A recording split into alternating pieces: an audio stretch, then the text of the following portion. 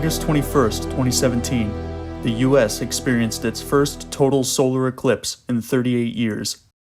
The path of the moon's shadow across the Earth, called the zone of totality, crossed the country from the west to east coast, giving millions of Americans a chance to see a rare celestial event that has captivated and bewildered people for as long as we've been on this planet. 400 miles from the path of totality, a 16-year-old Connor was watching from a baseball park with some friends as a partial solar eclipse took place, unseen to the eye behind the intense brightness of the sun, but visible through a pair of solar filter sunglasses taped to the front of a camcorder. Though far from the experience of a total eclipse, it was one of the coolest things I've ever photographed. Later that day, I read the news that immediately caught the attention of the whole country. The next solar eclipse in the US was only 7 years away, and it will pass practically through my backyard. The moon orbits the Earth, which orbits the sun, with different speeds and orbital planes. Usually every few years somewhere in the world, the planes cross, and the moon passes in front of the sun, bringing sudden, unusual darkness, and a vision that confuses our senses and defies our primordial understanding of nature. At the dawn of civilization, the solar eclipse inspired awe and fear, giving rise to myths of angry gods and celestial monsters, foretelling of plague and the end of the world. With science and mathematics came the ability to accurately predict when and where they will occur decades in advance. Nowadays, those forecasts allow nature photographers plenty of time to be anxious about whether or not they'll see it. Jump to 2024. A group of Penn State photographer friends and I are making plans. The eclipse path nearby has a good chance of being cloudy and rainy in April, but securing the funds for an overnight trip meant choosing a location early on. So we committed to a campsite near Jamestown, New York, and hoped for the best. If we miss the eclipse, at least there will be burgers and s'mores. April 7th. Our group of about 20 people are making their separate ways to Lake Chautauqua, New York. The sky is perfectly clear. The day after is not looking so good. Since months earlier, I've been locating vantage points from eastern Ohio to western New York in case we have to move toward clearer skies. But if the entire region is cloudy, we'll be out of luck. Additionally, the region is preparing for massive visitor traffic throughout the eclipse zone, with a potential worst-case scenario involving traffic jams on rural farm roads and shortages of gas in small towns. Cities like Erie are expecting hundreds of thousands of visitors. We won't have a really reliable weather forecast until just a few hours before the eclipse, so we'll have to be immediately flexible. That night we chill out by the campfire grilling burgers, cooking steak on rocks, and catching bullfrogs. I'm graduating in only a month, so even without the eclipse, it's a good time with friends nonetheless. Even if it did get to 30 degrees that night, and I woke up in my tent freezing in a delirious state, truly thinking for a moment that I had died and been buried in the ground. April 8th, first thing in the morning. It's a day I've been waiting 7 years for. The sky is cloudy, but the sun is peeking through. A cyclonic storm system is trailing very close to the entire eclipse path across the country, so many people are gambling on clear skies today. The models suggest that a clearing will approach our area just around eclipse time, dissolving the lower cloud deck. But high-level clouds might also be approaching from the west. If so, we'll have to thread the needle between the two cloud layers. Thin clouds could still afford us a view of the eclipse, but resigning ourselves to a cloudy sky is counterintuitive. As chief weather nerd, I'm in charge of obsessively watching the satellite imagery to find our best chance of success. The moon's shadow will pass over our area just after 3:16 p.m. A little after noon, the chances of clear skies at our location are decreasing, so we prepare to move. Thankfully, it looks like the sketchy forecast has scared the traffic away, but we still need a vantage point that can accommodate 9 vehicles that we can get to in time. We got a late start and the clock is ticking.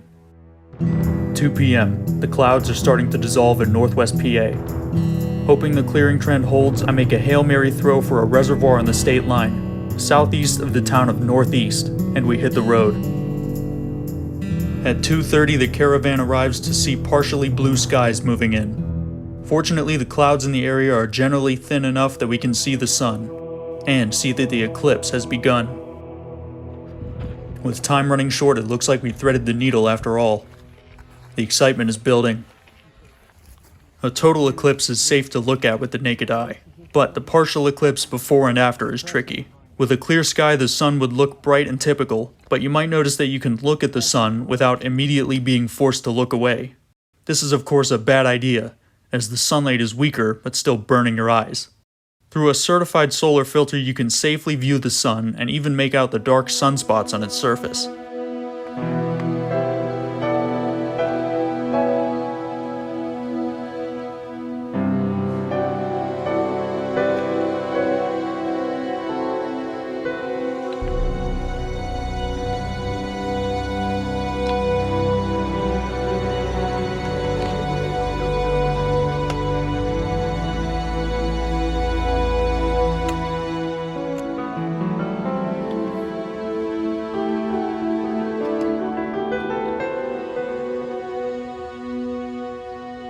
Doesn't come through on video well, but it's gotten strangely darker.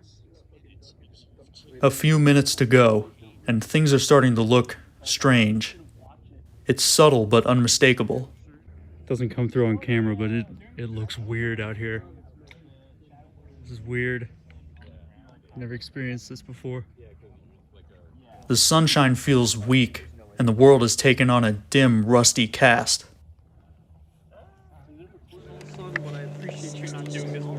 A few moments.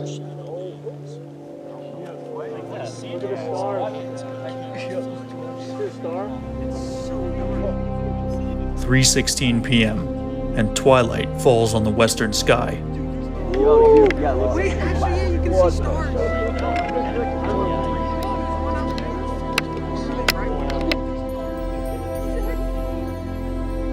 Look, there it is.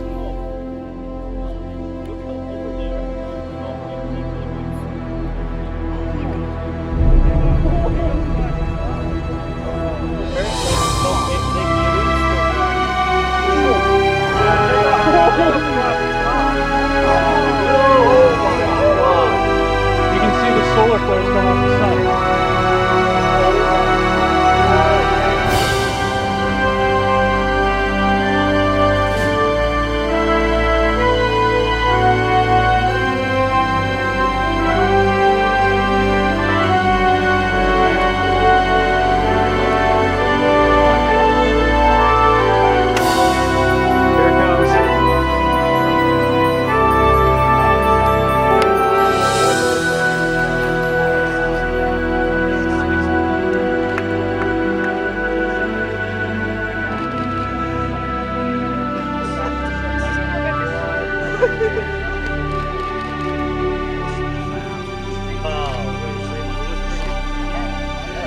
After 3 minutes and 30 seconds, the sunlight returns, and every person at that lake has experienced something they'll never forget. In that time, as the world fell into unnatural darkness, the frogs and crickets all started chirping like it was nighttime. The air chilled until we could see our breath, and stars appeared in the mid-afternoon sky. Something I was surprised and amazed to see were small red prominences peeking out from behind the moon. These were solar filaments, enormous eruptions of plasma out of the sun's flaming chromosphere, several times larger than the planet Earth. The eclipse didn't leave much time to grab the photos I had planned. I was able to capture the event in all its glory, but you probably saw that I fumbled with my camcorder's stiff tripod just as the eclipse ended. So, unfortunately, both cameras missed the diamond ring effect, the very moment the sun reappears from behind the moon and a brilliant starburst of light emerges. But considering how this all worked out, I really can't complain. I still find it hard to believe I captured these photos. Between adjusting the camcorder and frantically snapping pictures, I made sure I gave myself time to step back and stare, to embrace the strangeness of it, and see other people's reactions to it. Surreal doesn't begin to describe it, and it's a sight that I won't ever forget.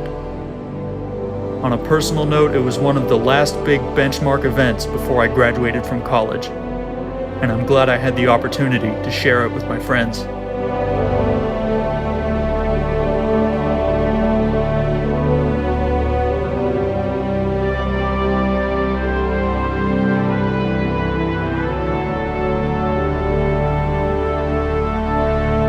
And now, it's time for all of us to mark our calendars for August 2045 and the Great American Solar Eclipse Volume 3